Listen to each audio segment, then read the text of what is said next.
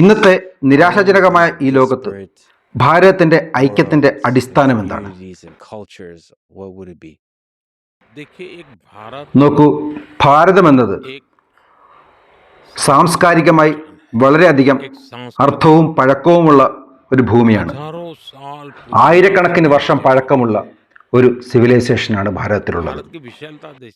ഭാരതത്തിന്റെ പ്രത്യേകത തന്നെ നോക്കൂ, ഏതാണ്ട് 100-ലധികം ഭാഷകൾ, ആയിരക്കണക്കിന് വാമൊഴികൾ. ഞങ്ങളുടെ നാട്ടിൽ ഒരു ചൊല്ലു തന്നെയുണ്ട്, ഓരോ 20 മൈൽ കഴിയും തോറും അവിടെയുള്ള സംസാരിക്കുന്ന ഭാഷ മാറുമെന്ന്. ഭാഷ മാത്രമല്ല, അവരുടെ ജീവിത രീതി, അവരുടെ ഭക്ഷണ രീതി, അവരുടെ വേഷവിധാനം എല്ലാം മാറിക്കൊണ്ടേയിരിക്കും. അത്രയധികം വൈവിധ്യമുള്ള നാടാണ് ഭാരതം. തെക്കേ അറ്റം മുതൽ വടക്കേ അറ്റം വരെ നോക്കിയാൽ ഭാരതത്തിൽ നിരവധി വൈവിധ്യങ്ങൾ കാണാൻ കഴിയും. പക്ഷെ അതേസമയം തന്നെ ഇത്രയധികം വൈവിധ്യമുള്ള ഈ നാടിനെല്ലാം കൂടി ഒരു നൂലിൽ കോർക്കുന്ന തരത്തിൽ ചില വികാരങ്ങൾ കൂടി കണക്ട് ചെയ്യുന്നുണ്ട്. നോക്കൂ, ഭാരതത്തിലെ ഏറ്റവും പ്രധാനപ്പെട്ട ദൈവിക രൂപമായ ഭഗവാൻ ശ്രീരാമൻ ഭാരതത്തിൽ എല്ലായിടത്തും അറിയാം. അതിൻ്റെ ഉദാഹരണമാണ് നിങ്ങൾ ജമ്മു കാശ്മീരിൽ പോയാലും, മധ്യപ്രദേശിൽ പോയാലും, ഗുജറാത്തിൽ പോയാലും, ആന്ധ്രാപ്രദേശിൽ പോയാലും, തമിഴ്നാട്ടിൽ പോയാലും, കേരളത്തിൽ പോയാലും, എവിടെ പോയാലും നിങ്ങൾക്ക് രാം എന്ന് പേരുള്ള ആരെങ്കിലുമൊക്കെ കാണാൻ കഴിയും. ഗുജറാത്തിലാണെങ്കിൽ രാംഭായ് എന്ന് പറയും, തമിഴ്നാട്ടിലാണെങ്കിൽ രാമചന്ദ്രൻ എന്ന് പറയും, മഹാരാഷ്ട്രയിലാണെങ്കിൽ രാംബാഹു എന്ന് പറയും. പക്ഷേ പേരുകളിൽ രാം ഉണ്ടായിരിക്കും. ഈ രീതിയിൽ പല വികാരങ്ങളുണ്ട് ഭാരതത്തെ ഒരു നൂലിൽ കോർത്ത മാല പോലെ ഐക്യത്തോടെ കൊണ്ടു നടക്കുന്നതിന് വേണ്ടി. നോക്കൂ, ഭാരതത്തിൽ തന്നെ പല സ്ഥലത്തും ആളുകൾ കുളിക്കുന്നത് ബാത്റൂമിൽ നിന്നായിരിക്കാം, ചിലപ്പോൾ കുളങ്ങളിൽ നിന്നായിരിക്കാം. പക്ഷെ എവിടെ നിന്നാണെങ്കിലും ബക്കറ്റിൽ നിന്ന് മഗ്ഗിൽ വെള്ളം കോരി തലയിലൊഴിക്കുമ്പോൾ നമ്മൾ രാജ്യത്തെ എല്ലാ നദികളെയും പ്രാർത്ഥിച്ചുകൊണ്ടാണ് നമ്മൾ കുളിക്കുന്നത്.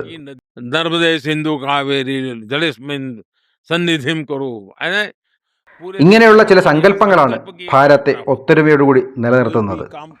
നോക്കൂ, നമ്മുടെ ഭാരതത്തിൽ കല്യാണം പോലെ എന്തെങ്കിലും ഒരു വിശേഷ ആചാരമുണ്ടെങ്കിൽ ഞങ്ങളുടെ പ്രാർത്ഥന തുടങ്ങുന്നത് എവിടെ നിന്നാണെന്നറിയുമോ? ഈ ലോകത്തിന്റെ ഉൽപ്പത്തി മുതൽ, ജംബുദ്വീപ് മുതൽ ഇങ്ങനെ നമ്മുടെ ഭാരതത്തിലെത്തി, ആ ഗ്രാമത്തിലെത്തി, ആ ഗ്രാമത്തിന്റെ കുലദേവതയിലെത്തി, അങ്ങനെ എല്ലാവരെയും സങ്കല്പിച്ച് പ്രാർത്ഥിച്ചിട്ടാണ് ഒരു കല്യാണം പോലും നടത്തുന്നത്. അതാണ് ഭാരതത്തിന്റെ സംസ്കാരം.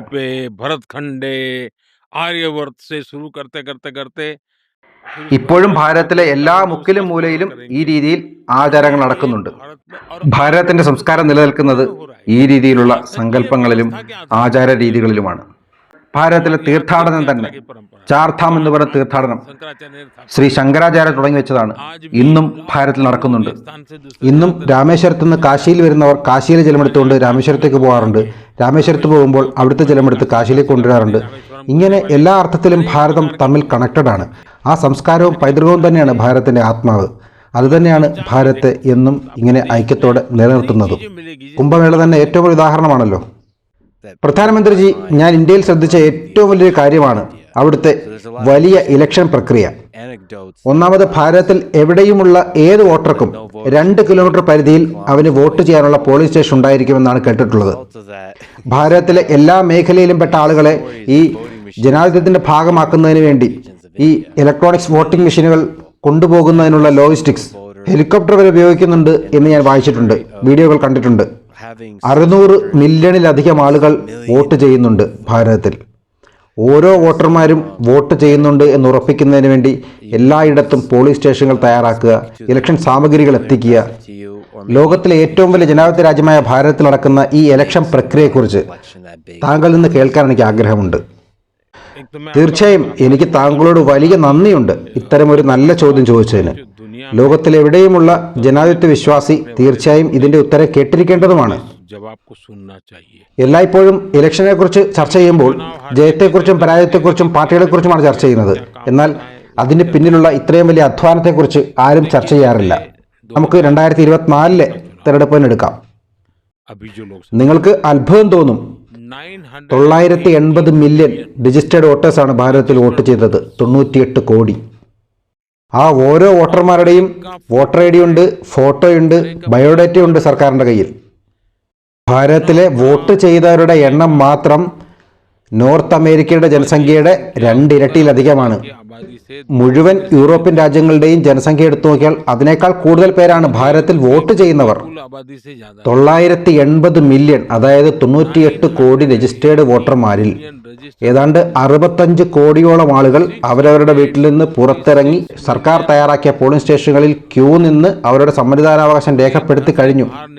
അതും പ്രത്യേകം ശ്രദ്ധിക്കണം, ഏപ്രിൽ മെയ് മാസങ്ങളിൽ ഇന്ത്യയിൽ വളരെ വലിയ ചൂടാണ്. പലയിടങ്ങളിലും 40 ഡിഗ്രിക്ക് മുകളിലാണ് ആ സമയത്ത് ചൂട്. അങ്ങനെ വോട്ട് ചെയ്ത ആളുകളുടെ എണ്ണം എടുത്തു നോക്കിയാൽ പോലും അത് അമേരിക്കയിലുള്ള ജനസംഖ്യയുടെ ഇരട്ടിയാണ്. നോക്കൂ, ഇതിനു വേണ്ടി 1 മില്യണിലധികം പോളിംഗ് ബൂത്തുകളാണ് ഭാരതത്തിലുണ്ടായിരുന്നത്. അതിൽ എത്ര ഉദ്യോഗസ്ഥരും എത്ര സാമഗ്രികളും ഉണ്ടെന്ന് ആലോചിച്ച് നോക്കൂ. എൻ്റെ ഭാരതത്തിൽ 2500-ലധികം രജിസ്റ്റേർഡ് രാഷ്ട്രീയ പാർട്ടികളുണ്ട്. ഈ എണ്ണം കേൾക്കുമ്പോൾ തന്നെ ലോകത്തിലെ പല രാജ്യങ്ങൾക്കും ഞെട്ടലുണ്ടാകും. അവർക്ക് ചിന്തിക്കാൻ പോലും കഴിയില്ല. നോക്കൂ, ഒരു രാജ്യത്ത് മാത്രം 2500-ലധികം രജിസ്റ്റേർഡ് പൊളിറ്റിക്കൽ പാർട്ടികൾ. മാത്രമല്ല, എൻ്റെ ഭാരതത്തിൽ ഏതാണ്ട് 900-ലധികം 24 മണിക്കൂറും തുടർച്ചയായി വർക്ക് ചെയ്തുകൊണ്ടിരിക്കുന്ന വാർത്താ ചാനലുകളുണ്ട്. 500-ലധികം വിവിധ പത്രങ്ങൾ എല്ലാ ദിവസവും ജനങ്ങൾക്ക് മുമ്പിലെത്തുന്നു. ഈ മാധ്യമങ്ങളും പത്രങ്ങളും എല്ലാം ജനാധിപത്യത്തിൻ്റെ ഭാഗമാണ്. ഞങ്ങളുടെ ഭാരതത്തിലെ ഏറ്റവും പാവപ്പെട്ട വ്യക്തികൾ പോലും ഇന്ന് ടെക്നോളജി കണക്റ്റഡ് ആണ്. അവരെല്ലാവരും വോട്ട് ചെയ്യുന്നത് ഇലക്ട്രോണിക്സ് വോട്ടിംഗ് മെഷീൻ വഴിയാണ്. ലോകത്തിലെ പല രാജ്യങ്ങളിലും ഇന്നും ഇലക്ഷൻ പ്രക്രിയ പൂർത്തിയായി കഴിഞ്ഞാലും മാസങ്ങൾ കഴിഞ്ഞാണ് ഫലം പ്രസിദ്ധീകരിക്കുന്നത്. ഇത്രയും ആളുകൾ പങ്കെടുക്കുന്ന ഭാരതത്തിലെ ഇലക്ഷൻ റിസൾട്ട് ഇലക്ഷൻ കഴിഞ്ഞതിൻ്റെ 2-ാം ദിവസം തന്നെ ലഭിക്കും. ഭാരതത്തിൻ്റെ മുക്കിലും മൂലയിലുമുള്ള ആളുകളെ പോളിംഗ് സ്റ്റേഷനിൽ എത്തിക്കുന്നതിന് വേണ്ടി ഞങ്ങൾ ഹെലികോപ്റ്റർ വരെ ഉപയോഗിച്ചിട്ടാണ് ഇത്തരം പോളിംഗ് സാമഗ്രികൾ എല്ലാ സ്ഥലത്തും എത്തിക്കുന്നത്. അരുണാചൽ പ്രദേശിലെ ഒരു പോളിംഗ് ബൂത്ത് ഒരുപക്ഷെ ലോകത്തിലെ തന്നെ ഏറ്റവും ഉയരത്തിൽ സ്ഥിതി ചെയ്യുന്ന പോളിംഗ് ബൂത്ത് ആയിരിക്കും. എൻ്റെ ഗുജറാത്തിൽ തന്നെ ഗിർ ഫോറസ്റ്റിൽ ഒരു പോളിംഗ് ബൂത്ത് ഉണ്ട്. വെറും ഒരു വോട്ടർ മാത്രമാണ് അവിടെ ഉള്ളത്. ആ ഒരാൾക്ക് വേണ്ടി ഞങ്ങൾ അവിടെ ഒരു പോളിംഗ് ബൂത്ത് സെറ്റ് ചെയ്യാറുണ്ട്. അതൊരു വനപ്രദേശമാണ്, ഗിർ വനം. തീർച്ചയായും ഇതൊക്കെ വളരെ പ്രയാസമേറിയ കാര്യം തന്നെയാണ്. പക്ഷേ സർക്കാർ ഇതിനൊക്കെ കൂടുതൽ പ്രാധാന്യം കൊടുക്കുന്നത് ലോകത്തിലെ ഏറ്റവും വലിയ ജനാധിപത്യ രാജ്യമായ ഭാരതത്തിൽ പരമാവധി ജനങ്ങളെ ഇതിന്റെ ഭാഗമാക്കുന്നതിന് വേണ്ടിയിട്ടാണ് ഞങ്ങൾ ഇത്രയും കഷ്ടപ്പെടുന്നത്. എനിക്ക് ഇത് ഉറപ്പായും പറയാൻ കഴിയും, ലോകത്തിലെ തന്നെ ഏറ്റവും നിഷ്പക്ഷമായ സ്വതന്ത്രമായ ഒരു ഇലക്ഷൻ കമ്മീഷൻ ഉണ്ടെങ്കിൽ അതും ഭാരതത്തിൽ തന്നെയാണ്. എല്ലാ തീരുമാനങ്ങളും എടുക്കുന്നത് അവർ തന്നെയാണ്. സർക്കാർ അവർക്ക് വേണ്ട സഹായങ്ങൾ മാത്രമാണ് ചെയ്തു കൊടുക്കുന്നത്. തീർച്ചയായും ഇത്രയും വൈവിധ്യമേറിയ ഇത്രയും ജനസംഖ്യയുള്ള ലോകത്തിലെ ഏറ്റവും വലിയ ജനാധിപത്യ രാജ്യത്തിലെ ഈ ഇലക്ഷൻ പ്രക്രിയ ലോകത്തിലെ വിവിധ യൂണിവേഴ്സിറ്റികൾ പഠിക്കേണ്ടത് തന്നെയാണ്. പലയിടത്തും പാഠപുസ്തകങ്ങളുടെ ഭാഗമാക്കേണ്ടത് തന്നെയാണെന്നാണ് എനിക്ക് പറയാനുള്ളത്. ഇന്നത്തെ കാലത്തും ഇത്രയധികം ആളുകൾ വോട്ട് ചെയ്യാൻ തയ്യാറായി വരുന്നത് തന്നെ തീർച്ചയായും ചർച്ച ചെയ്യപ്പെടേണ്ടതാണ്. ഭാരതത്തിലെ ജനങ്ങൾ എത്രത്തോളം രാഷ്ട്രീയത്തിൽ താല്പര്യം കാണിക്കുന്നു എന്നതിൻ്റെ കൂടി ഉദാഹരണമാണിത്. കേസ് സ്റ്റഡി പോലെ പഠിച്ച് മനസ്സിലാക്കി വരുന്ന തലമുറയ്ക്ക് കൂടി മനസ്സിലാകുന്ന തരത്തിൽ പാഠ്യവിഷയമാക്കേണ്ടത് തന്നെയാണ്. പ്രധാനമന്ത്രിജി, തീർച്ചയായും എനിക്ക് ഏറ്റവും ഇഷ്ടമുള്ള കാര്യം തന്നെയാണ് ഈ ജനാധിപത്യം. അതുകൊണ്ട് തന്നെയാണ് എനിക്ക് അമേരിക്കയെ ഏറ്റവും കൂടുതൽ ഇഷ്ടമുള്ളതും. ഭാരതത്തിന്റെ ഏറ്റവും മനോഹാരിത തന്നെയാണ് ഇത്രയും വലിയ ഒരു ജനാധിപത്യ സംവിധാനം എന്നത്. താങ്കൾ പറഞ്ഞതുപോലെ 90 കോടി രജിസ്റ്റേർഡ് വോട്ടർമാർ. തീർച്ചയായും അതിശയം തോന്നുന്നുണ്ട് എനിക്ക്. ഇത്രയധികം ആളുകൾ അവരുടെ സ്വന്തം താല്പര്യത്തോടുകൂടി ആ ജനാധിപത്യ പ്രക്രിയയുടെ ഭാഗമായി അവരുടെ സമ്മതിദാനാവകാശം രേഖപ്പെടുത്താൻ വരുന്ന ആ ഒരു പ്രക്രിയ തീർച്ചയായും ഇത് എല്ലാ യൂണിവേഴ്സിറ്റികളും പഠിക്കേണ്ട വിഷയം തന്നെയാണ്. ഇതിന്റെ നടത്തിപ്പും പഠിക്കേണ്ടത് തന്നെയാണ്. താങ്കളെ തെരഞ്ഞെടുത്ത ജനതയുടെ എണ്ണം നോക്കിയാൽ ലോകത്തിലെ ഏറ്റവും പവർഫുള്ളായ ഒരു ലീഡറാണ് താങ്കൾ. ഇത്രയും ശക്തമായ അധികാരം കയ്യിലുള്ളപ്പോൾ എപ്പോഴെങ്കിലും അഴിമതി ചെയ്യണം എന്ന് തോന്നിയിട്ടുണ്ടോ? പ്രത്യേകിച്ചും വർഷങ്ങളായി താങ്കൾ അധികാരത്തിൽ തുടരുകയാണ്. നോക്കൂ, താങ്കൾ മനസ്സിലാക്കേണ്ട കാര്യം, എൻ്റെ ജീവിതത്തിൽ ആ വാക്കിന് പോലും ഒരു സ്ഥാനവുമില്ല, ഒരു പ്രസക്തിയുമില്ല. അതെനിക്ക് സ്യൂട്ടാകുന്ന ഒരു വാക്കേ അല്ല അഴിമതി എന്നത്. ഒന്നാമത്തെ കാര്യം, താങ്കൾ പറഞ്ഞതുപോലെ ഞാനൊരു ശക്തിശാലിയാണെന്ന് ചിന്തിക്കുന്നതേയില്ല. ഞാൻ രാജ്യത്തിനും ജനങ്ങൾക്കും വേണ്ടി സേവനം ചെയ്യണമെന്ന ആഗ്രഹത്തോടെ രാഷ്ട്രീയ രംഗത്തേക്ക് വന്ന ആളാണ്. ഞാൻ എന്നെ സ്വയം വിളിക്കുന്നത് പ്രധാന സേവകൻ എന്ന് തന്നെയാണ്, പ്രധാനമന്ത്രി എന്നല്ല. ഞാൻ രാഷ്ട്രീയ രംഗത്തേക്ക് കടന്നു വന്നത് തന്നെ അധികാരത്തിന്റെ ഭാഗമായി എന്തെങ്കിലും ഗെയിമുകൾ കളിക്കുക എന്ന ഉദ്ദേശത്തോടെ അല്ല. ഞാൻ സ്വയം എന്നെ വിലയിരുത്തുന്നത് പവർഫുൾ എന്നല്ല, പ്രോ വർക്ക്ഫുൾ എന്നാണ് ഞാൻ എന്നെ തന്നെ പറഞ്ഞു പഠിപ്പിക്കുന്നത്. എൻ്റെ രാജ്യത്തെ ജനങ്ങളുടെ ജീവിതത്തിൽ എന്തെങ്കിലും പോസിറ്റീവായ മാറ്റങ്ങൾ കൊണ്ടുവരാൻ എനിക്ക് കഴിയുമെങ്കിൽ അത് എത്രയെണ്ണം കൂടുതൽ ചെയ്യാൻ കഴിയും എന്നത് മാത്രമാണ് എൻ്റെ ചിന്ത. പ്രധാനമന്ത്രിജി, താങ്കൾ പറഞ്ഞു താങ്കൾ ഒരുപാട് കഠിനാധ്വാനം ചെയ്യാറുണ്ടെന്ന്, ഒരുപാട് വർക്ക് ചെയ്യാറുണ്ടെന്ന് പറയുന്നു. താങ്കൾ എപ്പോഴെങ്കിലും ഒറ്റപ്പെടൽ അനുഭവിച്ചിട്ടുണ്ടോ? നോക്കൂ, ഞാൻ ഒരിക്കലും ഒറ്റയ്ക്കാണെന്ന് ചിന്തിക്കാറേയില്ല. ഞാൻ അതുകൊണ്ട് തന്നെ എൻ്റെ ജീവിതത്തിൽ എപ്പോഴും നടപ്പിലാക്കാൻ ആഗ്രഹിക്കുന്നത് 1+1 എന്ന തിയറിയാണ്. അത് എൻ്റെ ഒരു ആത്മീയ ജീവിതത്തിൻ്റെ ഭാഗമാണ്. എന്നോട് ആരെങ്കിലും ആരാണ് ഈ 1+1 എന്ന് ചോദിച്ചാൽ ആദ്യത്തെ 1 എന്ന് പറയുന്നത് ഞാൻ എന്ന മോദി തന്നെയാണ്. രണ്ടാമത്തെ 1 എന്ന് പറയുന്നത് എനിക്കൊപ്പമുള്ള ഞാൻ വിശ്വസിക്കുന്ന എൻ്റെ ഈശ്വരനാണ്. അതുകൊണ്ട് തന്നെ ഞാൻ ഒരിക്കലും ഒറ്റയ്ക്കായിരിക്കില്ല. എല്ലായ്പ്പോഴും ഭഗവാൻ എൻ്റെ കൂടെ ഉണ്ടാകും. ഞാൻ എപ്പോഴും ആ ചിന്താഗതിയിൽ തന്നെയാണുള്ളത്. ഞാൻ ശ്രീ വിവേകാനന്ദൻ്റെ ജീവിതമാണ് എൻ്റെ മാതൃകയെ കാണുന്നത്. മനുഷ്യസേവ തന്നെയാണ് നാരായണ സേവയും. എനിക്ക് എൻ്റെ രാജ്യം തന്നെയാണ് എൻ്റെ ദൈവം. ജനങ്ങളെ സേവിക്കുന്നത് ദൈവത്തെ സ്നേഹിക്കുന്നതിന് തുല്യമാണ് എന്നുള്ള ചിന്താഗതിയിലാണ് ഞാൻ എല്ലായ്പ്പോഴും ജീവിക്കുന്നത്. അതുകൊണ്ട് തന്നെ എൻ്റെ ജീവിതത്തിൽ ഇന്ന് വരെയും ഞാൻ ഒറ്റയ്ക്കാണ് എന്നുള്ളൊരു ചിന്താഗതിയോ അങ്ങനെ ഒരു ഏകാന്തത അനുഭവിക്കുകയോ ചെയ്തിട്ടില്ല. പിന്നെ പറയാൻ കഴിയുന്നത് കോവിഡിൻ്റെ ലോക്ക്ഡൗൺ കാലത്താണ്. അന്ന് എവിടെയും ട്രാവൽ ചെയ്യാൻ കഴിയുമായിരുന്നില്ല. ഓഫീസിലും വീട്ടിലും തന്നെ ആയിരുന്നല്ലോ. പക്ഷേ ആ സമയവും ഞാൻ എൻ്റേതായ രീതിയിൽ ഉപയോഗിച്ചിട്ടുണ്ട്. ഞാൻ ആ സമയത്ത് എൻ്റെ ഭരണ സംവിധാനം കൂടുതലും വീഡിയോ കോൺഫറൻസ് വഴി ചെയ്യാൻ തുടങ്ങി. ഞാൻ ഗവൺമെൻറ് നടത്തിയതും വർക്ക് ഫ്രം ഹോം എന്ന നിലവാരത്തിൽ തന്നെയാണ്. അവിടെ ഇരുന്നു കൊണ്ട് തന്നെ എല്ലാവരുമായി ഞാൻ വീഡിയോ കോൺഫറൻസിലൂടെ ബന്ധപ്പെട്ട് കാര്യങ്ങൾ ചെയ്യുന്നുണ്ടായിരുന്നു. അങ്ങനെ ഞാൻ അവിടെയും ബിസി ആയിരുന്നു. അവിടെയും എന്നിട്ടും എനിക്ക് ഫ്രീ ടൈം ഉണ്ടായിരുന്നു. ആ സമയവും ഞാൻ ഉപയോഗപ്പെടുത്തി. കുട്ടിക്കാലം മുതലുള്ള എൻ്റെ ജീവിതത്തിൽ ഞാൻ ഏറ്റവും കൂടുതൽ ബന്ധപ്പെട്ട ആളുകളുണ്ടല്ലോ, എൻ്റെ കൂടെ പല സമയത്ത് വർക്ക് ചെയ്ത എൻ്റെ കാര്യകർത്താക്കൾ, അവരിൽ തന്നെ 70 വയസ്സിന് മുകളിലുള്ള ആളുകളെ ഞാൻ കണ്ടെത്തി.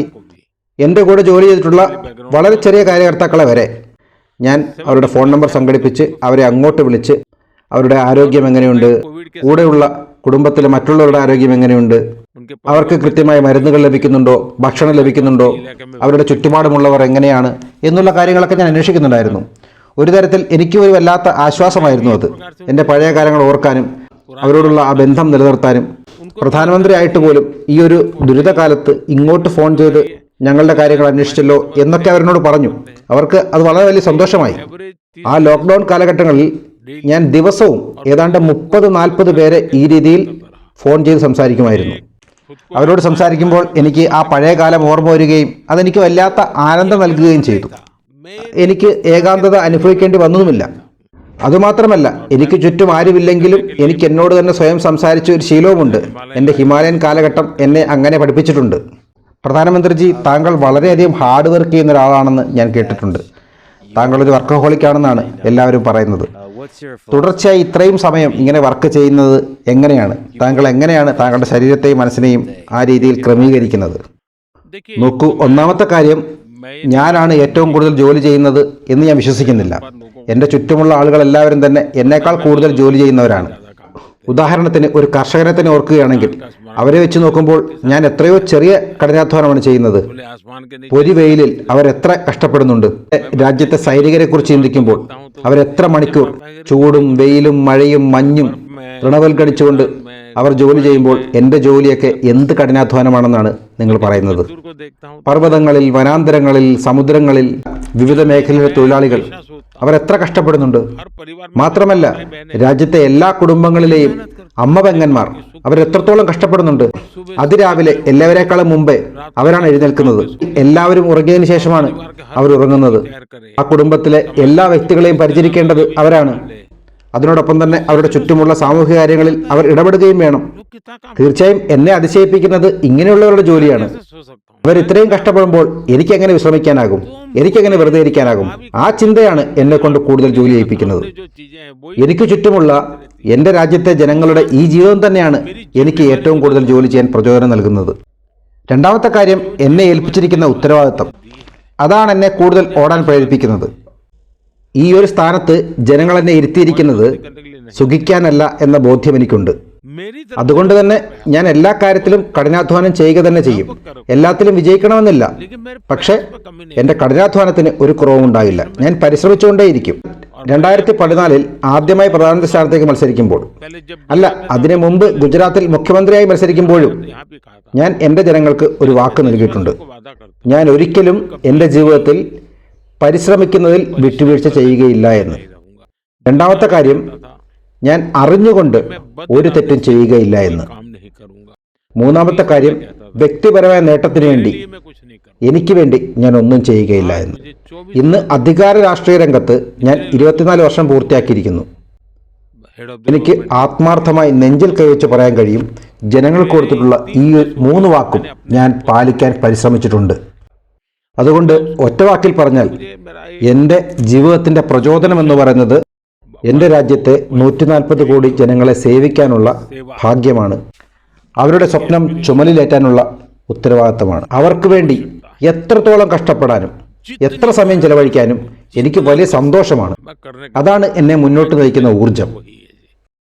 പ്രധാനമന്ത്രിജി, ഒരു എഞ്ചിനീയർ എന്ന നിലയിലും കണക്കിനെ ഇഷ്ടപ്പെടുന്ന ഒരാളെന്ന നിലയിലും എനിക്ക് ഭാരതത്തിലെ ഏറ്റവും മികച്ച ഗണിതശാസ്ത്രജ്ഞനായിട്ടുള്ള ശ്രീനിവാസ രാമാനുജനെ കുറിച്ച് ചോദിക്കാതിരിക്കാനാവില്ല. വളരെ ദാരിദ്ര്യാവസ്ഥയിൽ നിന്ന് തനിയെ പഠിച്ച് വളർന്ന ആളാണ് ശ്രീനിവാസ രാമാനുജൻ. അദ്ദേഹം താങ്കൾക്ക് എങ്ങനെയാണ് പ്രചോദനമായിട്ടുള്ളത്? നോക്കൂ, ശ്രീനിവാസ രാമാനുജൻ എന്നത് ഞങ്ങളുടെ ഭാരതത്തിന്റെ അഭിമാനമാണ്. ഞാൻ മാത്രമല്ല, ഭാരതത്തിലുള്ള എല്ലാവരും അദ്ദേഹത്തെ ആദരിക്കുന്നു. സയൻസും ആത്മീയതയും തമ്മിൽ വല്ലാത്തൊരു ബന്ധമുണ്ടെന്നാണ് ഞാൻ കരുതുന്നത്. ലോകത്തിലെ പ്രധാനപ്പെട്ട എല്ലാ ശാസ്ത്ര ചിന്തകരെക്കുറിച്ച് നമ്മൾ പഠിച്ചാലും അവർ ആത്മീയ മേഖലയിലും അത്രത്തോളം തന്നെ പ്രാധാന്യം കൽപ്പിച്ചിട്ടുണ്ട് എന്ന് മനസ്സിലാക്കാൻ കഴിയും. ശ്രീനിവാസ രാമാനുജനും ഇത് പറഞ്ഞിട്ടുണ്ട്. അദ്ദേഹത്തിന്റെ ഈ കഴിവുകളെല്ലാം ലഭിക്കുന്നത് അദ്ദേഹം പ്രാർത്ഥിക്കുന്ന, അദ്ദേഹം പൂജിക്കുന്ന ദേവിയിൽ നിന്നാണെന്ന്. അതായത് നമുക്ക് ആശയം ലഭിക്കുന്നത് നമ്മളുടെ തപസ്യയിൽ നിന്ന് തന്നെയാണ്.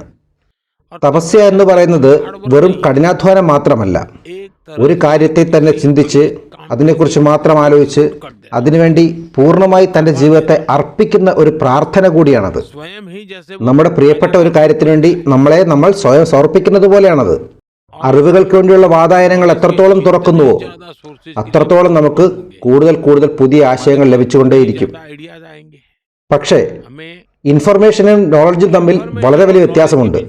ഇൻഫർമേഷനും നോളജും രണ്ടും രണ്ടാണ്. ചില ആളുകൾ ലഭിക്കുന്ന വിവരങ്ങളെല്ലാം അറിവാണെന്ന് തെറ്റിദ്ധരിക്കുന്നു. അങ്ങനെയല്ല.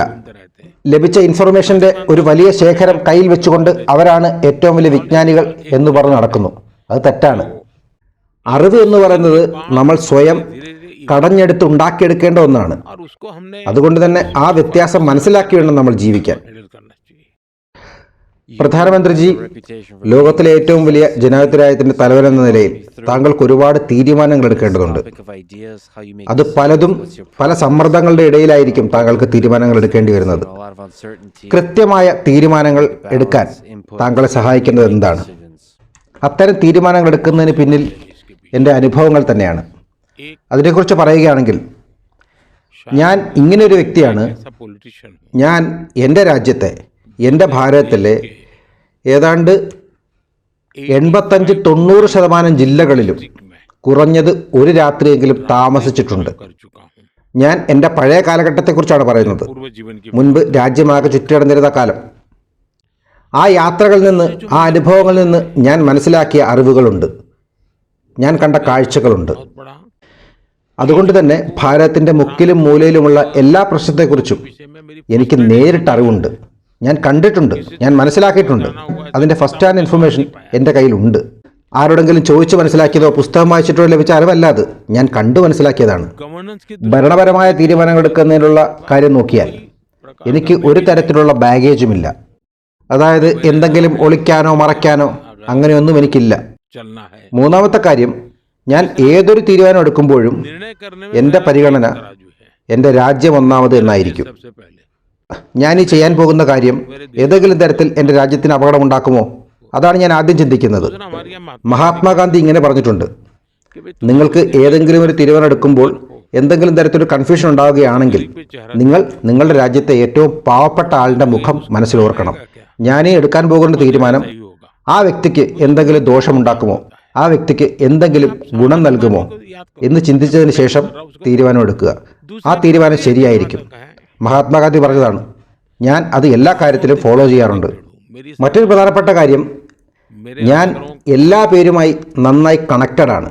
അത് കാരണം എൻ്റെ കൂടെ ജോലി ചെയ്യുന്ന ഓഫീസർമാരുണ്ടല്ലോ, അവർക്ക് പല ബുദ്ധിമുട്ടുകളും ഉണ്ടായിട്ടുണ്ടാവാം. കാരണം എനിക്ക് വിവരങ്ങൾ ലഭിക്കുന്നതിന് നിരവധി മാർഗങ്ങളുണ്ട്. അത് അപ്പോൾ തന്നെ എനിക്ക് ലഭിക്കുകയും ചെയ്യും. അതുകൊണ്ട് തന്നെ രാജ്യത്തെ എല്ലാ കാര്യങ്ങളും എല്ലാ പ്രശ്നങ്ങളും വളരെ പെട്ടെന്ന് തന്നെ എനിക്ക് പല മാർഗത്തിലൂടെ ലഭിക്കുന്നുണ്ട്. അത് ഓഫീസർമാർ മാത്രം തരുന്ന അറിവുകളല്ല. എന്തെങ്കിലും ഒരു പ്രശ്നം ഉണ്ടാവുകയാണെങ്കിൽ ഏതെങ്കിലും ഒരു ഓഫീസർ എൻ്റെ മുമ്പിൽ വന്ന് ബ്രീഫ് ചെയ്യുമ്പോൾ ഞാൻ അത് മാത്രമല്ല മനസ്സിലാക്കുന്നത്, അദ്ദേഹം ബ്രീഫ് ചെയ്യുന്നതിന് മുമ്പ് തന്നെ ആ വിഷയത്തെക്കുറിച്ച് ഞാൻ മറ്റൊരു വഴിയിലൂടെ മനസ്സിലാക്കി വെച്ചിട്ടുണ്ടാകും. മറ്റൊരു പ്രധാനപ്പെട്ട കാര്യം, എനിക്ക് ഇപ്പോഴും ഒരു വിദ്യാർത്ഥിയുടെ മനസ്സുണ്ട്.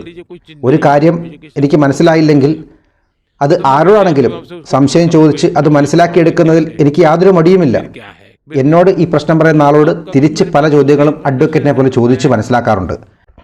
അങ്ങനെ പലതരത്തിൽ ചോദ്യവും ഉത്തരവുമായ ഒരു ഡിസ്കഷൻ പൂർത്തിയാക്കിയതിന് ശേഷമാണ് ഞാനൊരു വിഷയത്തെക്കുറിച്ച് മനസ്സിലാക്കിയെടുക്കുന്നത്. അതിനുശേഷമാണ് തീരുമാനം എടുക്കുന്നതും. മറ്റൊരു കാര്യം, ഒരു വിഷയത്തിൽ ഞാനൊരു തീരുമാനം എടുത്തു കഴിഞ്ഞാൽ ആ തീരുമാനം എടുത്ത കാര്യം എൻ്റെ ഏറ്റവും അടുത്തുള്ള ചില ആളുകളിലേക്ക് ഞാൻ ആ ഇൻഫർമേഷൻ പാസ് ചെയ്യും. എന്നിട്ട് അവരുടെ റിയാക്ഷൻ എന്താണെന്ന് പരിശോധിക്കും.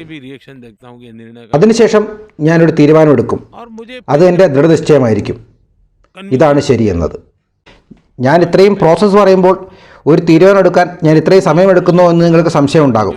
പക്ഷേ ഈ പ്രോസസ്സൊക്കെ വളരെ വേഗത്തിലായിരിക്കും കേട്ടോ. ഞാൻ അതിനെക്കുറിച്ചും ഒരു ഉദാഹരണം പറയാം. കൊറോണ കാലഘട്ടത്തിൽ ഞാൻ എടുത്ത ഒരു തീരുമാനം. സാമ്പത്തിക സ്ഥിതിയെക്കുറിച്ച് എല്ലാവർക്കും ഒരു കൺഫ്യൂഷൻ ഉണ്ടായിരുന്നു.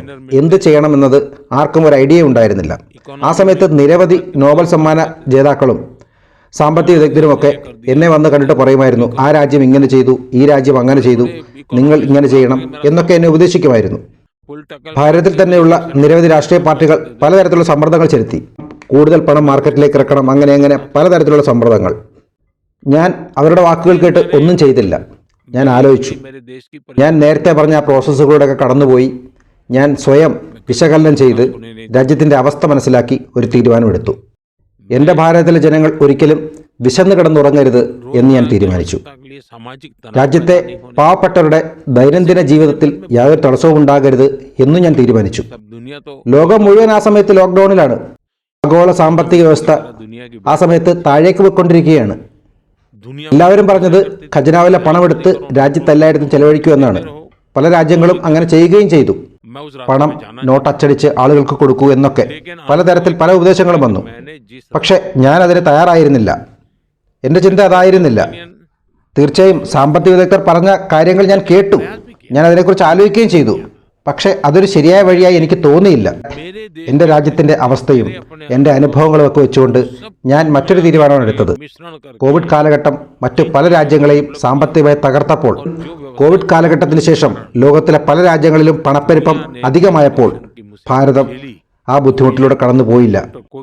എന്നാൽ ഇന്ന് എൻ്റെ രാജ്യം ലോകത്തിലെ ഏറ്റവും വലിയ സാമ്പത്തിക ശക്തി എന്ന നിലയിൽ വളരെ വേഗതയിൽ മുന്നോട്ട് പോയിക്കൊണ്ടിരിക്കുമ്പോൾ അതിന് കാരണമായി ഞാൻ കരുതുന്നത് അന്ന് കോവിഡ് കാലഘട്ടത്തിൽ ഞാൻ സുദൃഢമായെടുത്ത തീരുമാനമാണ്. രാഷ്ട്രീയ പാർട്ടികൾ എന്തു പറയുമെന്ന് കരുതിയോ, പത്രക്കാരെന്തു പറയുമെന്ന് കരുതിയോ, മറ്റേതെങ്കിലും രാജ്യത്തുള്ളവർ എന്തു ചിന്തിക്കുമെന്ന് കരുതിയോ ഞാൻ എൻ്റെ തീരുമാനത്തിൽ മാറ്റം വരുത്തിയില്ല. എൻ്റെ രാജ്യത്തിൻ്റെ പരിസ്ഥിതി മനസ്സിലാക്കി, എൻ്റെ രാജ്യത്തെ ജനങ്ങളെ മനസ്സിലാക്കി, എൻ്റെ രാജ്യത്തിൻ്റെ അവസ്ഥയും എൻ്റെ അനുഭവ പരിചയം ഉപയോഗിച്ചുകൊണ്ട് ഞാനെടുത്ത തീരുമാനം ശരിയായിരുന്നു എന്ന് ഇന്ന് തല ഉയർത്തി എനിക്ക് പറയാൻ കഴിയും. ഇതിൻ്റെ എല്ലാം അടിസ്ഥാനം എന്ന് പറയുന്നത് എത്ര വലിയ റിസ്ക്കും ഏറ്റെടുക്കാനുള്ള എൻ്റെ കരുത്താണ്.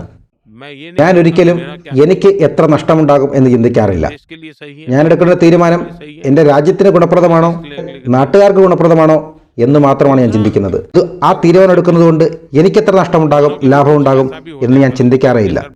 ഞാൻ എടുക്കുന്ന എല്ലാ തീരുമാനത്തിൻ്റെയും റെസ്പോൺസിബിലിറ്റി ഞാൻ തന്നെ എടുക്കും. അത് മറ്റൊരാളുടെ തലയിലിട്ട് ഞാൻ രക്ഷപ്പെടാറില്ല. അതുകൊണ്ട് തന്നെ എൻ്റെ കൂടെ വർക്ക് ചെയ്യുന്ന ആളുകൾ അത്രയും ആത്മാർത്ഥമായി വർക്ക് ചെയ്യുകയും ചെയ്യും. ഞാനൊരു തീരുമാനം എടുക്കുകയാണെങ്കിൽ അതിൻ്റെ ഗുണമാണെങ്കിലും ദോഷമാണെങ്കിലും അതിൻ്റെ ഓണർഷിപ്പ് ഞാൻ തന്നെ ഏറ്റെടുക്കുമെന്ന് അവർക്കറിയാം. ഞാൻ തീരുമാനം എടുക്കുന്നത് എൻ്റെ രാജ്യത്തിനും ജനങ്ങൾക്കും വേണ്ടിയിട്ടാണ്, എൻ്റെ വ്യക്തിപരമായ ഒരു നേട്ടത്തിനുമല്ല. അതുകൊണ്ട് തന്നെ എനിക്ക് യാതൊരു ടെൻഷനുമില്ല. എത്ര വലിയ റിസ്ക് എടുക്കാനും ഞാൻ തയ്യാറാണ്. ഞാനത് എൻ്റെ ജനങ്ങളോട് തുറന്നു പറഞ്ഞിട്ടുണ്ട്. ഞാനൊരു മനുഷ്യനാണ്, ദൈവമൊന്നുമല്ല. ഞാൻ എടുക്കുന്ന തീരുമാനങ്ങളിലും തെറ്റ് പറ്റാം. പക്ഷേ ഞാൻ മനഃപൂർവ്വം ഒരു തെറ്റും ചെയ്യില്ല. രാജ്യത്തിനും ജനങ്ങൾക്കും ദോഷമുണ്ടാക്കുന്ന ഒരു തീരുമാനം ഞാൻ മനഃപൂർവ്വം എടുക്കില്ല. പക്ഷേ എടുത്ത തീരുമാനങ്ങളിൽ എന്തെങ്കിലും തെറ്റുണ്ടെങ്കിൽ അത് കൃത്യമായി പഠിച്ച് മനസ്സിലാക്കി തിരുത്തേണ്ടവയാണെങ്കിൽ തിരുത്താനും ഞാൻ തയ്യാറാണ്. ഇത് ഞാൻ എൻ്റെ ജനങ്ങളോട് പറഞ്ഞിട്ടുണ്ട്. ജനങ്ങൾക്ക് എന്നെ നന്നായി അറിയാം. അതുതന്നെയാണ് എൻ്റെ കരുത്ത്. താങ്കളുടെ ജീവിതത്തിലെ ഒരു പ്രധാനപ്പെട്ട അധ്യായം തന്നെയാണ് താങ്കൾ കുട്ടികളുമായി നടത്തുന്ന പരീക്ഷാ പേ ചർച്ച എന്ന പ്രോഗ്രാം. അതിൽ കുറേ എപ്പിസോഡുകൾ ഞാൻ കണ്ടിട്ടുണ്ട്. താങ്കൾ ഒരു ഗുരുനാഥനെ പോലെ, ഒരു രക്ഷകർത്താവിനെ പോലെ കുട്ടികൾക്ക് പരീക്ഷയുടെ സമ്മർദ്ദമില്ലാതെ പരീക്ഷയെ അഭിമുഖീകരിക്കാൻ വേണ്ടി സംസാരിക്കുന്നത് ഞാൻ കണ്ടിട്ടുണ്ട്. ഇന്ത്യയിലെ വിവിധ പരീക്ഷകളെക്കുറിച്ചും അത് ഇത്രയും സമ്മർദ്ദമുള്ളതാകുന്നത് എന്തുകൊണ്ടാണെന്നും താങ്കൾക്കൊന്ന് വിശദീകരിക്കാൻ കഴിയുമോ? നോക്കൂ, ഇന്നത്തെ നമ്മുടെ സമൂഹത്തിൽ ഇതൊരു രീതിയായി കഴിഞ്ഞു. ഓരോ രക്ഷകർത്താക്കളും അവരവരുടെ കുട്ടികൾക്ക് സ്കൂളിൽ എത്ര റാങ്ക് ഉണ്ട് എന്ന് ചിന്തിക്കുന്നത്. കുടുംബത്തിലുള്ള എല്ലാവരും ഇങ്ങനെ ചിന്തിക്കാൻ തുടങ്ങി. അവരുടെ കുടുംബത്തിലെ കുട്ടികൾ പരീക്ഷയിൽ ഒരു നല്ല റാങ്ക് എത്തിയാൽ പിന്നെ അവരുടെ ജീവിതം മെച്ചപ്പെട്ട് കഴിഞ്ഞിരിക്കുന്നു. അതുകൊണ്ട് തന്നെ എല്ലാവരും ഈ റാങ്കിന്റെ പിന്നാലെയാണ് ഇന്നത്തെ കാലത്ത്. രക്ഷകർത്താക്കളുടെ ഇത്തരം ചിന്താഗതി കാരണം ഉണ്ടാകുന്ന പ്രശ്നം എന്താണെന്ന് വെച്ചാൽ അത്രയും സമ്മർദ്ദം കുട്ടികൾക്ക് മേലുണ്ടാവുകയാണ്. അത്തരം സമ്മർദ്ദം കാരണം കുട്ടികളും ഇങ്ങനെ ചിന്തിക്കാൻ തുടങ്ങി 10ാം ക്ലാസ്സിലെ അല്ലെങ്കിൽ 12ാം ക്ലാസ്സിലെ പരീക്ഷയാണ് അവരുടെ ജീവിതത്തിലെ ഏറ്റവും വലിയ കാര്യമെന്നത്. ഈ ചിന്താഗതി മാറ്റിയെടുക്കുന്നതിന് വേണ്ടി പുതിയ ദേശീയ വിദ്യാഭ്യാസ നയത്തിൽ ഞാൻ ചില മാറ്റങ്ങൾ വരുത്തിയിട്ടുണ്ട്. പക്ഷേ ആ പോളിസി നടപ്പിലാക്കി താഴെ തട്ടിൽ എല്ലാവർക്കും പ്രയോജനപ്രദമാകുന്നതിന് കുറെ കൂടി സമയമെടുക്കും. അതുകൊണ്ട് തന്നെ ഈ പരീക്ഷാ പേ ചർച്ച എന്ന് പറയുന്നത് എനിക്ക് വിദ്യാർത്ഥികളെ മനസ്സിലാക്കാനുള്ള ഒരു അവസരമാണ്, രക്ഷിതാക്കളെ കുറിച്ച് മനസ്സിലാക്കാനുള്ള അവസരമാണ്, അവരെ പഠിപ്പിക്കുന്ന അധ്യാപകരുടെ മാനസികാവസ്ഥ മനസ്സിലാക്കാനുള്ള ഒരു അവസരമാണ്. പരീക്ഷാ പേ ചർച്ച കൊണ്ട് കുട്ടികൾക്കോ രക്ഷകർത്താക്കൾക്കോ ഗുണമുണ്ടാകുന്നുണ്ടോ എന്നത് രണ്ടാമത്തെ കാര്യമാണ്. പക്ഷേ എനിക്കതുകൊണ്ട് ഒരുപാട് ഗുണമുണ്ടാകുന്നുണ്ട്. ഞാൻ പലതും പഠിക്കുന്നുണ്ട്. നോക്കൂ, എൻ്റെ അഭിപ്രായം ഇങ്ങനെയാണ്. ഏതെങ്കിലും ഒരു പ്രത്യേക വിഭാഗത്തിൽ നിങ്ങൾക്ക് എന്തെങ്കിലും ആകണം എന്നുള്ള രീതിയിൽ മുന്നോട്ട് പോവുകയാണെങ്കിൽ തീർച്ചയായും എക്സാമിന് അതിൻ്റെതായ പ്രാധാന്യമുണ്ട്. പക്ഷേ ഒരു വ്യക്തിയുടെ യഥാർത്ഥ പൊട്ടൻഷ്യൽ പുറത്തെടുക്കുന്നതിന് എക്സാം ആണോ ഏറ്റവും വലിയ കാര്യമെന്ന് ചോദിച്ചാൽ അല്ല എന്ന് മാത്രമേ ഞാൻ പറയുകയുള്ളൂ. പഠനകാര്യത്തിൽ ഒരു താല്പര്യവും കാണിക്കാത്ത എത്രയോ ആളുകളുണ്ട് ക്രിക്കറ്റിൽ വലിയ വലിയ വിജയങ്ങൾ നേടിയവർ. അത് ഓരോരുത്തരുടെയും താല്പര്യം അനുസരിച്ചിരിക്കും. പിന്നെ കുട്ടികളെ പഠിപ്പിക്കുന്നതിന് പല മാർഗങ്ങളുമുണ്ട്. എനിക്ക് എൻ്റെ തന്നെ കുട്ടിക്കാലത്തിൻ്റെ അനുഭവം ഓർമ്മയുണ്ട്. എനിക്കൊരു അധ്യാപകനുണ്ടായിരുന്നു. അദ്ദേഹത്തിന് കുട്ടികളെ പഠിപ്പിക്കുന്നതിൽ ഒരു പ്രത്യേക പ്രാവീണ്യം ഉണ്ടായിരുന്നു. എൻ്റെ കുട്ടിക്കാലത്തെ അധ്യാപകൻ ഞങ്ങൾ സ്കൂൾ കുട്ടികളോട് ഇങ്ങനെ പറയുമായിരുന്നു: നിങ്ങൾ വീട്ടിൽ നിന്ന് വരുമ്പോൾ 10 ദാൽ പരിപ്പ് കൊണ്ടുവരണമെന്ന്. മറ്റു ചിലരോട് പറയും 15 അരിമണികൾ കൊണ്ടുവരണമെന്ന്. മറ്റു ചിലരോട് പറയും 21 ഉഴുന്നുപരിപ്പ് കൊണ്ടുവരണമെന്ന്. അദ്ദേഹം ഇത് ചെയ്തത് നമ്മളെ കണക്ക് പഠിപ്പിക്കാൻ കൂടിയാണ്. വീട്ടിൽ പോയി കൃത്യമായി 10 എണ്ണം എണ്ണിക്കൊണ്ടുവരുമ്പോൾ സ്വന്തം അനുഭവത്തിലൂടെ ആ കുട്ടി കണക്ക് പഠിക്കുകയാണ്. അതിനോടൊപ്പം തന്നെ ആ കുട്ടി പഠിക്കുകയാണ്: ഇത് കടലയാണ്, ഇത് ഉഴുന്നുപരിപ്പാണ്, ഇത് അരിയാണ്. സ്കൂളിൽ കൊണ്ടുവന്നതിന് ശേഷം ഇതെല്ലാം കൂടി കൂട്ടിയിട്ടിട്ട് മറ്റു കുട്ടികളോട് അതേ അധ്യാപകൻ തന്നെ പറയും: ഇതിൽ നിന്ന് 10 കടലപ്പരിപ്പ് മാറ്റിവെക്കൂ, 15 അരിമണികൾ മാറ്റിവെക്കൂ എന്നിങ്ങനെ പറഞ്ഞ് ആ എക്സ്പീരിയൻസ് ആണ് ഞാൻ പറയുന്നത്. ആ അനുഭവത്തിലൂടെയാണ് കൊച്ചു കുട്ടികളെ പഠിപ്പിച്ചിരുന്നത്. ഞാൻ വളരെ ചെറിയ കുട്ടികളുടെ കാര്യമാണ് പറയുന്നത്. ആ ചെറിയ പ്രായത്തിൽ തന്നെ കുട്ടികൾക്ക് വീട്ടിൽ ഉപയോഗിക്കുന്ന സാധനങ്ങളും മനസ്സിലാകും, ഒപ്പം കണക്കും പഠിക്കുന്നു. ഇതൊരു ലേണിംഗ് ടെക്നിക്കാണ്. കളി ചിരിയിലൂടെ അവരെ പഠിപ്പിക്കുകയാണ്. ഈ രീതിയിലുള്ള ഒരു വിദ്യാഭ്യാസ സമ്പ്രദായമാണ് പുതിയ എഡ്യൂക്കേഷൻ പോളിസിയിലൂടെ ഞങ്ങൾ മുന്നോട്ട് വെക്കുന്നത്. എൻ്റെ കുട്ടിക്കാലത്തെ മറ്റൊരു അനുഭവം കൂടി ഞാൻ പറയാം. എൻ്റെ കുട്ടിക്കാലത്ത് ഒരു ടീച്ചർ ഉണ്ടായിരുന്നു. അദ്ദേഹത്തിൻ്റെ കയ്യിൽ വളരെ വ്യത്യസ്തമായ മറ്റൊരാശയം ഉണ്ടായിരുന്നു. അദ്ദേഹം ക്ലാസ്സിൽ ഒരു ഡയറി വെച്ചിട്ടുണ്ടാവും. ക്ലാസ്സിൽ ആദ്യം എത്തുന്ന കുട്ടി ഡയറി തുറന്ന് നമ്പറിട്ട് ഒരു കാര്യം എഴുതണം. എന്നിട്ട് ആ എഴുതിയ ആളുടെ പേരും അതിനപ്പുറം എഴുതി വെക്കണം. രണ്ടാമത് വരുന്ന ആൾ ആദ്യം എഴുതിയ ആൾ എന്താണോ എഴുതിയത് അതിനെ കണക്ട് ചെയ്യുന്ന ഒരു വാചകം രണ്ടാമത് എഴുതണം. അങ്ങനെ മൂന്നാമത് വരുന്നവർ, നാലാമത് വരുന്നവർ, അഞ്ചാമത് വരുന്നവർ, അങ്ങനെ മേലെ എഴുതിയ വാക്യങ്ങളെ കണക്ട് ചെയ്ത് അതിൻ്റെ തുടർച്ചയായി എഴുതിക്കൊണ്ട് പോകണം. ഇതായിരുന്നു അദ്ദേഹം പറഞ്ഞിരുന്നത്. ആദ്യം എനിക്കിത് വലിയ കൗതുകമായിരുന്നു. അതുകൊണ്ട് തന്നെ ഞാൻ ഏറ്റവും ആദ്യം ഓടി സ്കൂളിൽ പോകുമായിരുന്നു. കാരണം ഡയറിയിൽ ഒന്നാമത് എനിക്ക് എഴുതണം എന്നുള്ള ചിന്തയായിരുന്നു എനിക്കുണ്ടായിരുന്നത്. ഉദാഹരണത്തിന് ഞാൻ ഏറ്റവും ആദ്യം പോയിട്ട് ഇന്നത്തെ സൂര്യോദയം മനോഹരമായിരുന്നു, അതെനിക്ക് നല്ല ഊർജം നൽകി എന്ന് ഞാൻ എഴുതി വെക്കും. എൻ്റെ പിന്നാലെ വരുന്ന മറ്റാളുകൾ അതിനെ കണക്ട് ചെയ്ത് ആ സൂര്യോദയത്തെക്കുറിച്ച് അവരുടെ അനുഭവങ്ങൾ അങ്ങനെ എഴുതി പോകണം. അതായിരുന്നു അദ്ദേഹത്തിൻ്റെ രീതി. കുറച്ച് ദിവസങ്ങൾക്ക് ശേഷമാണ് എനിക്ക് മനസ്സിലായത്, ഞാൻ ആദ്യം വന്ന് ഇത് എഴുതുന്നത് കൊണ്ട് എൻ്റെ ക്രിയേറ്റിവിറ്റി അവിടെ നഷ്ടപ്പെടുകയാണ്. കാരണം ഞാൻ ആദ്യം വന്ന് എഴുതി വെച്ചിട്ട് പോകുന്നു. എൻ്റെ പിന്നാലെ വരുന്നവരാണ് ചിന്തിച്ച് പുതിയ വാക്യങ്ങൾ കണ്ടെത്തേണ്ടത്. പിന്നീട് ഞാൻ ഏറ്റവും അവസാനം വരാൻ തുടങ്ങി. ആദ്യം വരുന്നവർ എന്താണോ എഴുതിയത് അതിനെ കണക്ട് ചെയ്യുന്ന രീതിയിൽ ചിന്തിച്ച് പുതിയ കാര്യങ്ങൾ എഴുതുന്നതിന് വേണ്ടി ഞാൻ അവസാനം വരാൻ തുടങ്ങി. അങ്ങനെ നമ്മളുടെ ലോജിക്കൽ തിങ്കിങ്ങിന് വേണ്ടിയിട്ടാണ് ആ അധ്യാപകൻ അങ്ങനെ ചെയ്തത്. ഇതൊക്കെ ഒരു എക്സർസൈസാണ്. അതിനുശേഷം സംഘടനാപരമായ എൻ്റെ പല അനുഭവങ്ങളും എനിക്ക് ഒരുപാട് പാഠങ്ങൾ പകർന്നു നൽകിയിട്ടുണ്ട്. അത്തരം എൻ്റെ അനുഭവങ്ങൾ വർഷത്തിലൊരു തവണ കുട്ടികൾക്ക് പകർന്നു കൊടുക്കുമ്പോൾ അവരുടെ ജീവിതത്തിൽ അതുകൊണ്ട് എന്തെങ്കിലും പോസിറ്റീവായ മാറ്റങ്ങൾ ഉണ്ടാകുന്നുണ്ടെങ്കിൽ ഉണ്ടായിക്കോട്ടെ എന്ന് കരുതിയിട്ടാണ് ഒരു പ്രധാന സേവകൻ എന്ന നിലയിൽ ഞാൻ ആ കുട്ടികൾക്ക് വേണ്ടി എൻ്റെ കടമ ചെയ്യുന്നത്. പ്രധാനമന്ത്രിജി, താങ്കളുടെ അനുഭവത്തിൽ നിന്ന് ഇന്ത്യയിലെ മാത്രം കുട്ടികൾക്കല്ല, ലോകമാകെയുള്ള കുട്ടികൾക്ക് അവരുടെ കരിയർ ഡെവലപ്പ് ചെയ്യുന്നതിന്, അവരുടെ ജീവിതത്തിൽ വിജയിക്കുന്നതിന് എന്ത് ഉപദേശമാണ് നൽകാനുള്ളത്? നോക്കൂ, എനിക്ക് പറയാനുള്ളത്, നമുക്ക് ഏതൊരു ജോലിയാണോ ലഭിക്കുന്നത് ആ ജോലി പൂർണ്ണമായ മനസ്സോടെ അർപ്പണഭാവത്തോടുകൂടി നിങ്ങൾ ചെയ്യുകയാണെങ്കിൽ ഇന്നല്ലെങ്കിൽ നാളെ പരിചയസമ്പത്ത് കൊണ്ട് നിങ്ങൾ ആ തൊഴിലിൽ ഏറ്റവും മികച്ചവനാവുകയും ചെയ്യും. അതിനോടൊപ്പം തന്നെ നിങ്ങൾക്ക് പല മികച്ച അവസരങ്ങൾക്കുള്ള വഴി തുറക്കുകയും ചെയ്യും. ഓരോ മനുഷ്യനും തൻ്റെ ജോലി കൃത്യമായി ചെയ്ത് പരിചയസമ്പത്തുണ്ടാക്കി അവൻ്റെ ക്ഷമത വർദ്ധിപ്പിക്കേണ്ടതുണ്ട്. അറിയാനുള്ള ആകാംക്ഷയുണ്ടല്ലോ ഒരു വിദ്യാർത്ഥിയുടെ മനസ്സ്, അതൊരിക്കലും ഒരു മനുഷ്യൻ ജീവിതകാലത്ത് ഉപേക്ഷിക്കരുത്. അതെപ്പോഴും കൊണ്ടു നടക്കണം. ചില ആളുകൾ തൻ്റെ ജോലി ചെയ്യുന്നതിനോടൊപ്പം തന്നെ അടുത്തുള്ള ആളുകൾ ചെയ്യുന്ന ജോലി എന്താണെന്ന് ശ്രദ്ധിക്കുക കൂടി ചെയ്യും. അങ്ങനെ ശ്രദ്ധിച്ച് അതും കൂടി മനസ്സിലാക്കിയെടുക്കാൻ കഴിവുള്ള ആളുണ്ടല്ലോ, അയാളുടെ എബിലിറ്റി രണ്ടിരട്ടിയായി മാറുകയാണ്. എനിക്ക് യുവാക്കളോട് പറയാനുള്ളത് ഏറ്റവും പ്രധാനപ്പെട്ട കാര്യം, ഒരു സമയത്തും നിങ്ങൾ നിരാശരാകരുത് എന്നാണ്. ലോകത്തിൽ എവിടെയെങ്കിലും എന്തെങ്കിലും ഒരു ജോലി ഏതൊരു വ്യക്തിക്കും പരമാത്മാവ് നിശ്ചയിച്ചിട്ടുണ്ട്. അത് നിങ്ങൾക്ക് ലഭിക്കുക തന്നെ ചെയ്യും. നിങ്ങൾ നിങ്ങളുടെ കഴിവുകൾ വർദ്ധിപ്പിക്കാനുള്ള പരിശ്രമമാണ് ചെയ്യേണ്ടത്. നോക്കൂ, ഡോക്ടറാകണമെന്ന് ആഗ്രഹിച്ച ഒരു കുട്ടിക്ക് ഡോക്ടറാകാൻ കഴിഞ്ഞില്ല, പകരം അധ്യാപകനാകാൻ കഴിഞ്ഞത്. ജീവിതം മുഴുവൻ അയ്യോ എനിക്ക് ഡോക്ടറാകാൻ പറ്റിയില്ലേ എന്ന് പറഞ്ഞുകൊണ്ടിരുന്നാൽ അയാൾക്കൊന്നുമാകാൻ കഴിയില്ല. അതേസമയം നിങ്ങൾക്ക് ലഭിച്ച അധ്യാപന ജോലി കൊണ്ട് നിങ്ങൾക്ക് 100 കണക്കിന് ഡോക്ടർമാരെ സൃഷ്ടിക്കാൻ കഴിയുമെന്ന് നിങ്ങൾ ചിന്തിക്കുന്നില്ല. അങ്ങനെ ചിന്തിക്കണം. നിങ്ങൾ ഒരാൾ ഡോക്ടറായിരുന്നെങ്കിൽ എത്ര പേഷ്യൻറ്റിനെ നിങ്ങൾക്ക് ചികിത്സിക്കാൻ കഴിയും? അതേസമയം നിങ്ങൾ അധ്യാപകനായിരുന്നുകൊണ്ട് നിങ്ങൾക്ക് 100 കണക്കിന് കുട്ടികളെ ഡോക്ടറാക്കി മാറ്റാൻ കഴിയുകയും ചെയ്യും. അത്തരം ഡോക്ടർമാർക്ക് എത്ര ലക്ഷം രോഗികൾക്ക് ആശ്വാസമേകാൻ കഴിയും? അങ്ങനെയാണ് നമ്മൾ ചിന്തിക്കേണ്ടത്. അല്ലാതെ എനിക്ക് ഡോക്ടറാകാൻ കഴിഞ്ഞില്ല എന്ന് കരുതിക്കൊണ്ടിരുന്നാൽ നിങ്ങളുടെ ജീവിതം നശിക്കും. മറ്റൊരാൾക്ക് നിങ്ങളുടെ ജീവിതം കൊണ്ട് യാതൊരു പ്രയോജനവും ഉണ്ടാകാനും പോകുന്നില്ല. ഭഗവാൻ എല്ലാ വ്യക്തികൾക്കും ഏതെങ്കിലും ഒരു കഴിവ് നൽകിയിട്ടുണ്ട്. അവനവന്റെ സ്വന്തം കഴിവിലുള്ള ആത്മവിശ്വാസം ഒരിക്കലും വിട്ടുകളയാൻ പാടില്ല.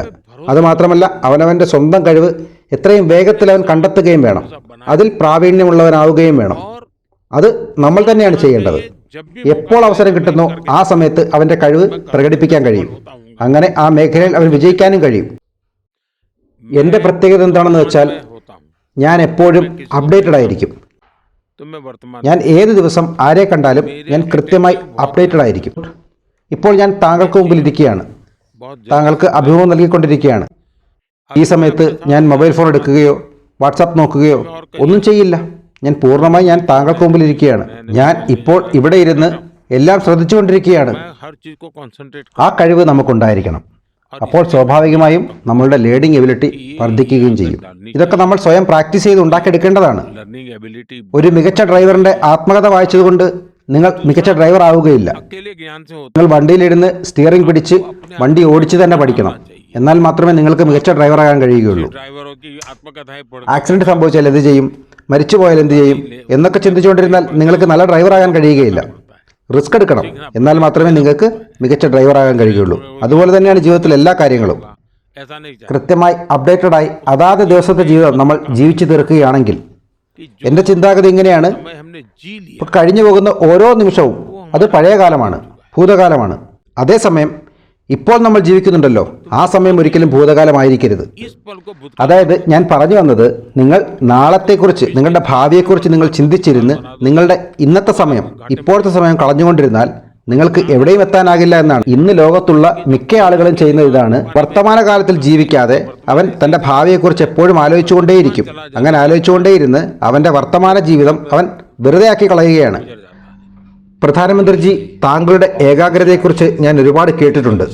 താങ്കൾ എവിടെ പോയാലും താങ്കൾ ഒരു തരത്തിലും ഡിസ്ട്രാക്ട് ചെയ്യപ്പെടാതെ കോൺസെൻട്രേറ്റ് ചെയ്ത് പൂർണ്ണമായും ഫോക്കസ്ഡ് ആയിരിക്കുമെന്ന്. ഇന്ന് ഈ അഭിമുഖത്തിൽ താങ്കൾ പൂർണ്ണമായും എന്നിലാണ് ഫോക്കസ്ഡ് ആയിരുന്നത് എന്നതിൽ എനിക്ക് വലിയ സന്തോഷമുണ്ട്. Thank you very much. എനിക്ക് താങ്കളോട് ചോദിക്കാനുള്ളത് ഏറ്റവും ബുദ്ധിമുട്ടേറിയ ഒരു ചോദ്യമാണ്. താങ്കൾ മരണത്തെ ഭയപ്പെടുന്നുണ്ടോ? ചിരിച്ചുകൊണ്ട് മോദി ചോദിച്ചത് ഇങ്ങനെയാണ്. ഞാൻ താങ്കളോട് തിരികെ ഒരു ചോദ്യം ചോദിക്കട്ടെ. ഒരു മനുഷ്യൻ ജനിച്ചു കഴിഞ്ഞാൽ അവന്റെ ജീവിതത്തിൽ സംഭവിക്കും എന്നുറപ്പുള്ള കാര്യം എന്താണ്? മരണമാണ്, ആണല്ലോ? താങ്കൾ പറഞ്ഞ ഉത്തരം വളരെ ശരിയാണ്. അതായത് ഞാൻ പറഞ്ഞത് ഒരു മനുഷ്യന്റെ ജനനത്തോടൊപ്പം തന്നെ നിശ്ചയിക്കപ്പെടുന്നതാണ് അവന്റെ മരണം. മരണം ഉറപ്പായും സംഭവിക്കുന്നതാണ്. അതെല്ലാവർക്കും അറിയാവുന്ന കാര്യമാണ്. എപ്പോൾ സംഭവിക്കും എന്നതിൽ മാത്രമാണ് സംശയമുള്ളത്. ഒരു മനുഷ്യന്റെ ജീവിതത്തിൽ ഉറപ്പായും സംഭവിക്കാൻ പോകുന്ന കാര്യത്തെക്കുറിച്ച് ഭയപ്പെടുന്നത് എന്തിനാണ്? അതുകൊണ്ട് തന്നെ നമ്മുടെ ജീവിതത്തിൽ നമ്മുടെ ബുദ്ധിയും നമ്മുടെ സമയവും നമ്മുടെ ജീവിതത്തെക്കുറിച്ച് ചിന്തിക്കാനാണ് ചെലവഴിക്കേണ്ടത്. മരണത്തെക്കുറിച്ച് ചിന്തിക്കാനേ പാടില്ല. അതിനുവേണ്ടി നമ്മൾ നമ്മുടെ സമയം കളയുകയും ചെയ്യരുത്. നിശ്ചയിക്കപ്പെടാത്തത് ഒരു മനുഷ്യന്റെ ജീവിതമാണ്. അനിശ്ചിതമായിട്ടുള്ള ആ ജീവിതത്തിന് വേണ്ടിയിട്ടായിരിക്കണം നമ്മളുടെ ശ്രദ്ധ പൂർണ്ണമായി ചെലവഴിക്കേണ്ടത്. മരണം എന്നാണ് വരുന്നതെന്ന് നമുക്കറിയില്ല. പക്ഷേ മരണം വരുന്നത് വരെ നമ്മുടെ ജീവിതത്തെ എത്രത്തോളം ഉയരത്തിൽ, എത്രത്തോളം ശാന്തിയോടെയും സമാധാനത്തോടെയും പ്രോഗ്രസീവായും മുന്നോട്ട് കൊണ്ടുപോകാൻ കഴിയുമെന്ന് ഓർത്ത് അതിനെക്കുറിച്ച് മാത്രം ചിന്തിച്ച് നമ്മൾ ജീവിക്കണം. മരണത്തെക്കുറിച്ചുള്ള ചിന്തകൾ തന്നെ നമ്മൾ ഒഴിവാക്കണം. അതെപ്പോഴെങ്കിലും വരട്ടെ, നമ്മൾ എന്തിനാണ് അതിനെക്കുറിച്ച് പേടിക്കുന്നത്? പ്രധാനമന്ത്രിജി, എന്താണ് താങ്കളുടെ ഭാവിയെക്കുറിച്ചുള്ള പ്രതീക്ഷ?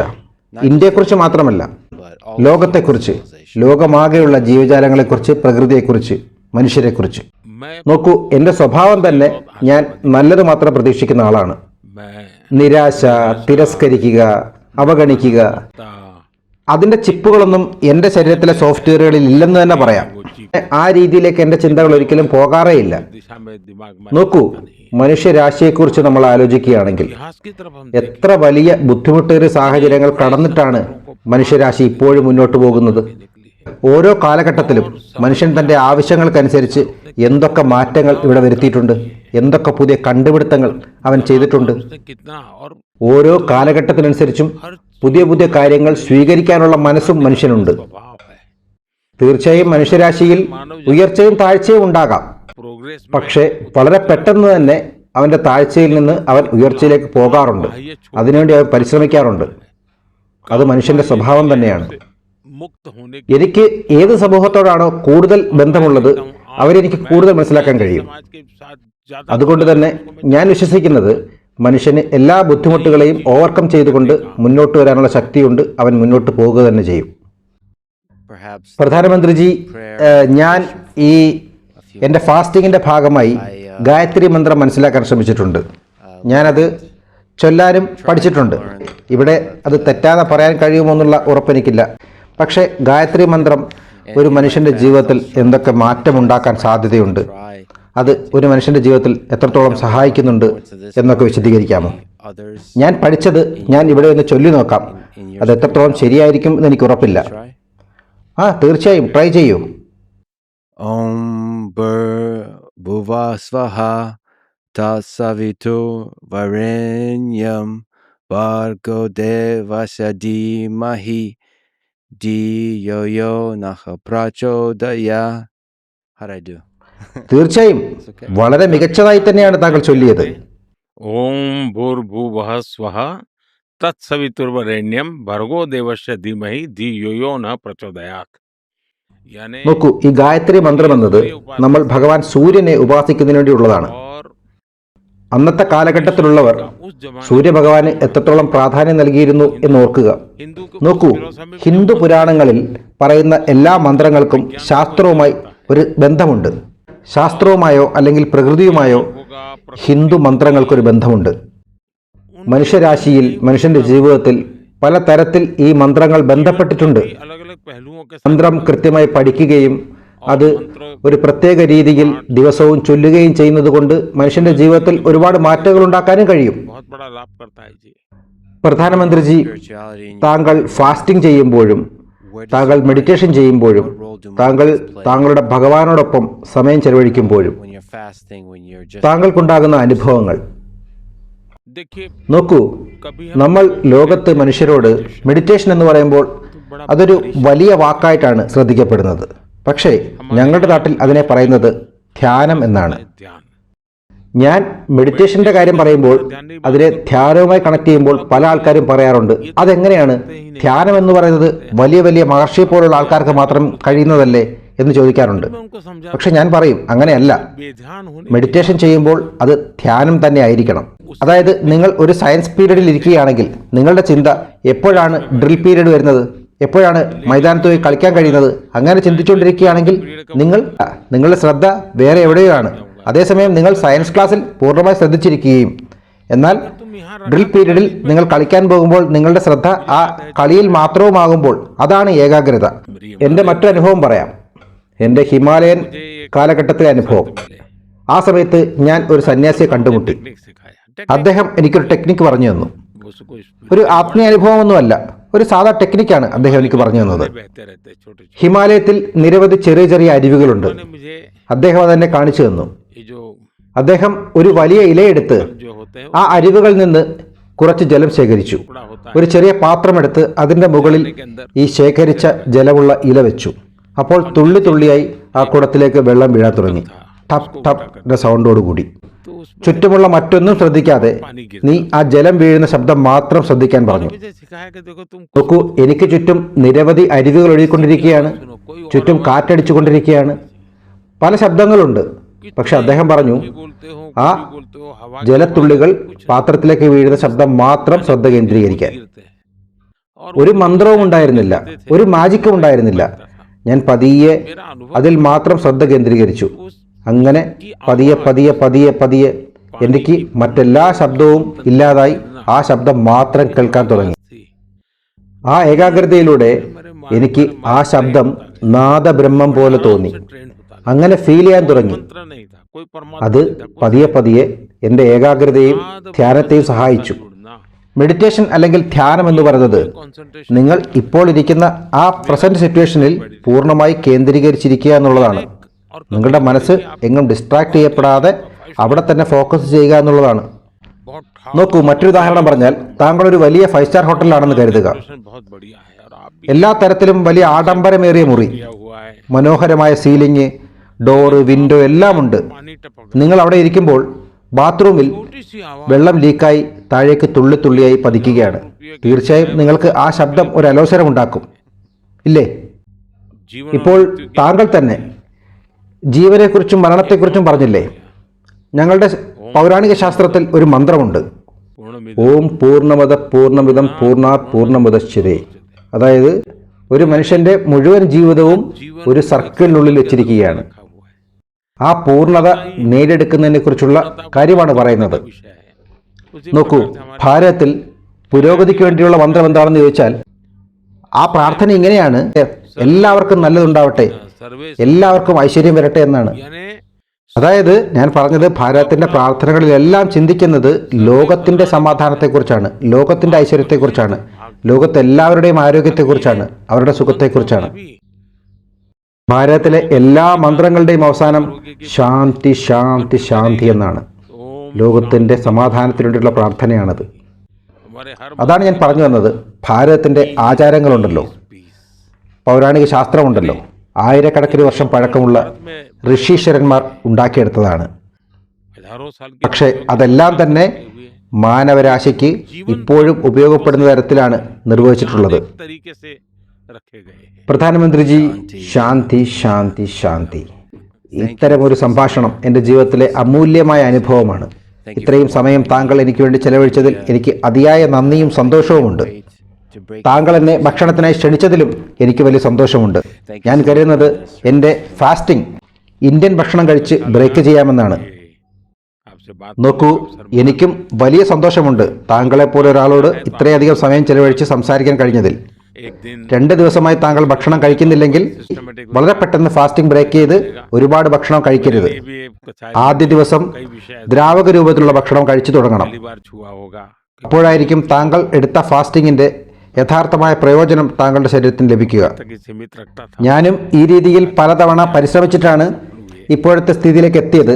പക്ഷേ താങ്കൾ ആദ്യ തവണ തന്നെ ആ ഫാസ്റ്റിംഗ് വിജയിച്ചിരിക്കുന്നു. आपके दर्शकों को अच्छा താങ്കളുടെ കാഴ്ചക്കാർക്കും ഇത് വലിയ സന്തോഷമുണ്ടാക്കുന്നതായിരിക്കും. कामना है thank you so much. Thank you Thank you.